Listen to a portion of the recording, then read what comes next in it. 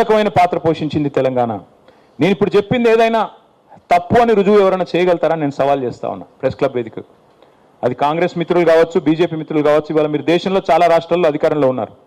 తెలంగాణ సాధించిన ప్రగతి కంటే కేసీఆర్ గారి నాయకత్వంలో భారతదేశంలో ఏ రాష్ట్రమైనా గనక మాకంటే ఎక్కువ సాధించింది అని మీరు రుజువు చేస్తే నేను శాశ్వతంగా రాజకీయాల నుంచి తప్పుకుంటా.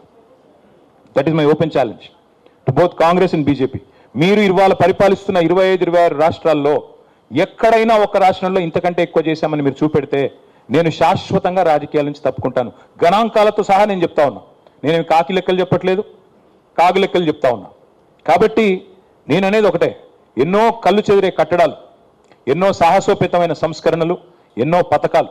ఒక మాటలో చెప్పాలి, తెలంగాణ ఏం చేసింది 10 ఏళ్ళు కేసీఆర్ గారి నాయకత్వంలో అంటే ఒక సమగ్ర, సమీకృత, సమతుల్య, బ్యాలెన్స్డ్, ఇంటిగ్రేటెడ్ అండ్ హోలిస్టిక్ అప్రోచ్తో అన్ని వర్గాలను కలిపి నడిపింది తెలంగాణ.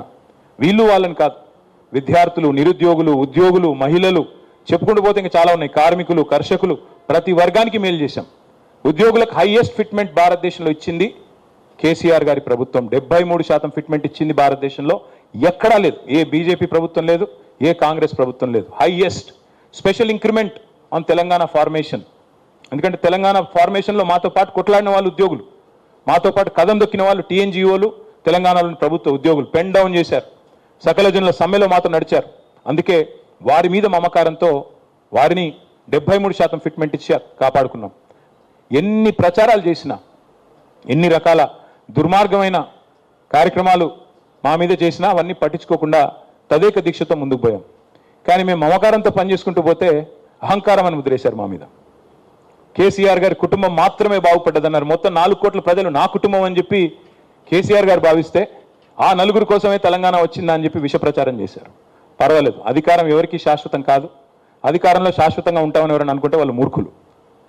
కాబట్టి ఆ బాధ ఏమీ లేదు, అధికారం పోయిందనే బాధ ఏమాత్రం లేదు. బాధ ఎక్కడ అనిపిస్తుందంటే, ఇంత కష్టపడి సాధించిన రాష్ట్రం, ఇన్ని త్యాగాలతో ఏర్పడ్డ రాష్ట్రానికి ఇవాళ ఒక తెలంగాణ ద్రోహి ముఖ్యమంత్రిగా ఉన్నారు. తెలంగాణ వాదుల మీదకి తుపాకీ తీసుకుపోయిన వ్యక్తిని కాంగ్రెస్ మన నెత్తిన రుద్దింది. సరే, కాంగ్రెస్ కల్చరే సీల్డ్ కవర్ సీఎంలు మీకు తెలుసు. ఎవరు ఎక్కువ డబ్బులు ఇస్తే వాళ్ళకి ముఖ్యమంత్రి పదవి వస్తుంది. అది అందరికీ తెలిసిందని కొత్తదేమీ లేదు. అలాగే ఇవాళ ఒక తెలంగాణ ద్రోహిని మన మీద రుద్ది ఆయన ద్వారా ఇంకా కూడా 2.5 సంవత్సరాలు అయిపోయింది. జనరల్గా సినిమా భాషలో చెప్పాలి అంటే ఒక సినిమా హిట్టా ఫట్టా అనేది ట్రైలర్ చూస్తే తెలిసిపోద్ది. కానీ ఇక్కడ ఇంటర్వ్యూలు కూడా అయిపోయింది.